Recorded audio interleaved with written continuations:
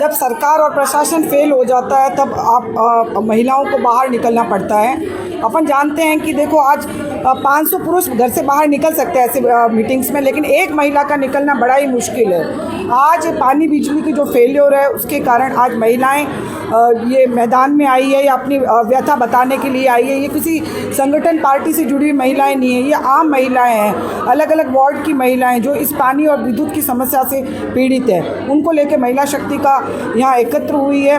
और जो बात करें कि शहर की पानी की, जो कि लगभग पहले जो अपने लगभग या रोज़ आता था शहर में पानी, या एक दिन छोड़ के या तीसरे दिन पानी आता था, वहाँ आज की तारीख में 5 से 15 दिन तक है ना पानी नहीं आता है। 2 सिस्टम है शहर में पानी आने के, एक तो मोहनगढ़ कैनाल से आता है, अपने नहर कैनाल जो नहर का पानी है मोहनगढ़ सिस्टम से आता है, और डाबला ट्यूबवेल से पानी आता है। तो आज डाबला के आधे ट्यूबवेल्स ख़राब है, और जो मोहनगढ़ की मशीनरी सिस्टम है या तो ख़राब है या पुरानी हो गई है, जिसके कारण जो पहले जो कैपेसिटी थी उससे 1/4 कैपेसिटी हो गई है।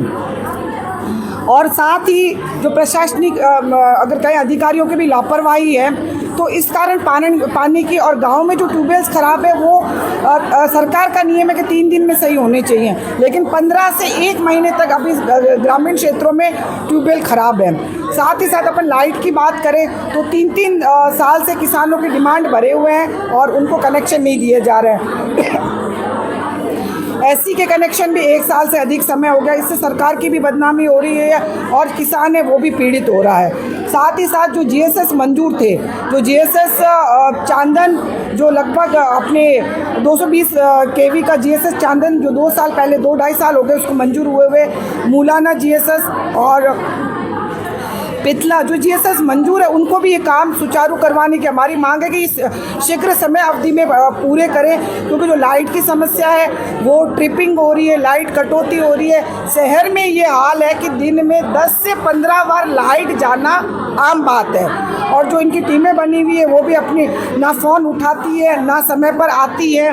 तो ये, और साथ ही साथ जो मनरेगा की भी अपन बात करें, मनरेगा अपने यहाँ पर 206 ग्राम पंचायतें हैं, लगभग 250 के करीबन बड़े गांव हैं, 800 के करीबन ढाणियाँ हैं। वहाँ सब पे जो 1.5 लाख के करीबन अपनी जो लेबर है, पहले पूर्ववर्ती सरकार में लगभग 80-90 हज़ार लेबर चलती थी, और आज की तारीख में वो काम ठप है। जो तालाबों से जो सील्ड है वो निकालने का कार्य करती थी, जो सड़कें टूट जाती थी पटरी निर्माण का कार्य, या गांव में जो भी इंटरलॉकिंग वगैरह ग्रेवल ढाणियों को जोड़ने के लिए ग्रेवल सड़कें बनाई जाती थी, उसके माध्यम से कई परमानेंट स्ट्रक्चर बना के जो ग्रामीण क्षेत्र को भी विकास की ओर अग्रसर करते थे, उनको ठंडे बस्ते में डाल रखा है। इस बार बारिश कम है तो इसलिए गाँव में खेती वगैरह कम होगी, तो लोगों को वहाँ मनरेगा में रोजगार के लिए काम स्वीकृत होना चाहिए ताकि वहाँ गाँव की लेबर गांव जा सके।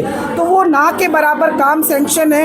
ये जो चीज़ें हमें ग्राउंड पे महिलाओं द्वारा आई है वही मुद्दे हमने रखे हैं। साथ ही साथ अगर अपन नहर की बात करें, जब पूर्ववर्ती सरकार में हमारे 8 से 9 बार 8 तक बारी आती थी, 7-8 बारी देना नहरी किसान को आम बात था। अभी गत बार 3 से 4 बार ही बारी आई गई। इसके कारण जो लगभग अपने यहाँ पर 22 जिलों के किसान हैं, 3-4 राज्यों के किसान हैं, और लगभग 4-5 राज्य जो यूपी बिहार के यहाँ मजदूरी करते हैं, वो लगभग 2 से 2.5 लाख लोग उससे प्रभावित होते हैं, क्योंकि यहाँ मजदूरी के लिए अलग अलग राज्यों से लोग आते हैं। तो इन सब लोग 4 मेन मुद्दों को लेकर, और विशेषकर ये महिलाओं की मांग थी कि हमें बुलाओ। आप देखेंगे कि कोई ऐसा अभियान नहीं चलाया गया। कल सिर्फ एक फ़ोन पे और एक प्रेस नोट जारी किया गया, सोशल मीडिया पे गया, और आज इतनी भारी संख्या में महिलाएं अपनी तकलीफ के कारण आज अपने बीच में आई है। कई लोगों ने कहा अभियान चलाओ, 10 दिन ये करो, कोई अभियान नहीं चला।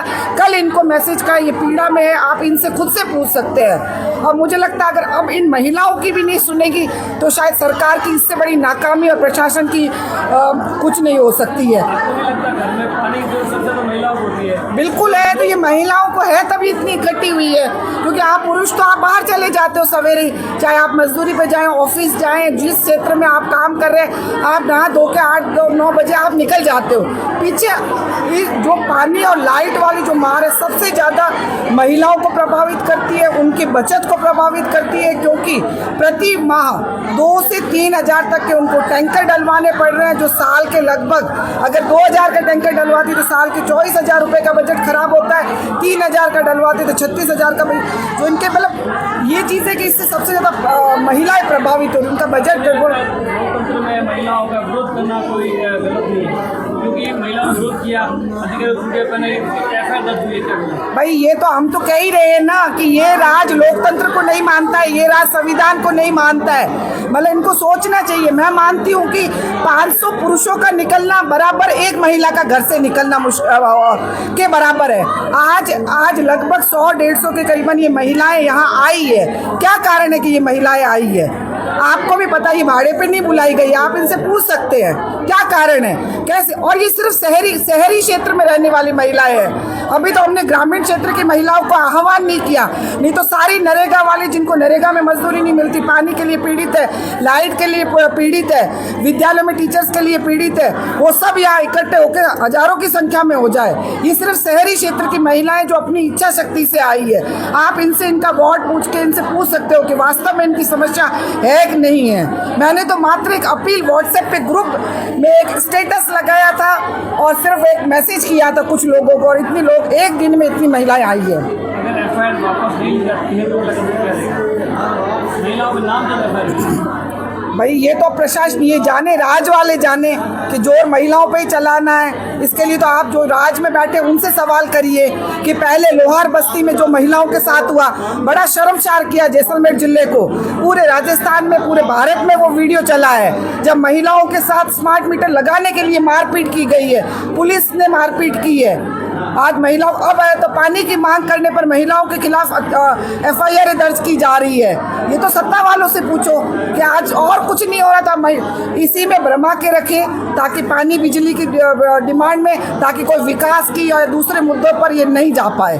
यही सरकार की मंशा और उसमें वो बिल्कुल सफल है।